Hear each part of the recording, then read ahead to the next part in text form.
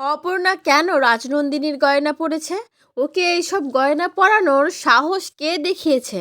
এমনটাই বলতে থাকে আর্য স্যার খুব রেগে রেগে। পুরোটা জানতে ভিডিওটিতে লাইক দিয়ে চ্যানেলটা সাবস্ক্রাইব করে দেখতে থাকুন।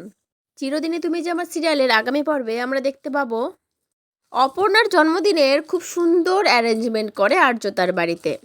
গোটা ঘরটাকে খুব সুন্দর করে সাজায় আর অপর্ণার জন্য ওয়েট করতে থাকে আর্য।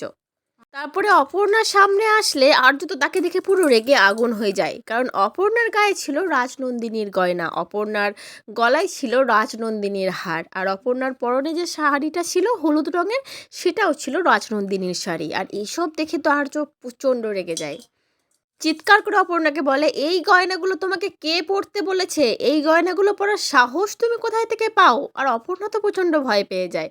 তখন রাজলক্ষ্মী দেবী বলতে থাকে, আর্য তুই শান্ত হ, আমি ওকে এই গয়নাগুলো দিয়েছি, আমি ওকে পরতে বলেছি গয়নাগুলো।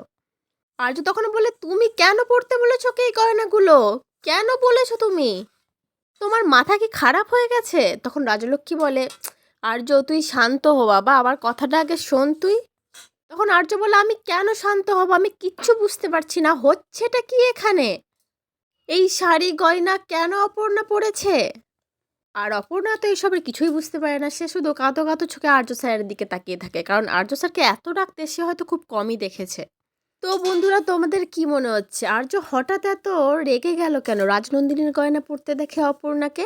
এখানে মেন ভিলেনটাকে আর্যই কি ভিলেন, নাকি রাজলক্ষ্মী দেবী, নাকি অন্য কেউ? কি মনে হচ্ছে তোমাদের অবশ্যই কমেন্ট করে জানিও। পরবর্তী আপডেট নিয়ে তাড়াতাড়ি আসছি, সঙ্গে থেকো, সাথে থেকো, চ্যানেলটা সাবস্ক্রাইব করে দিও। ধন্যবাদ।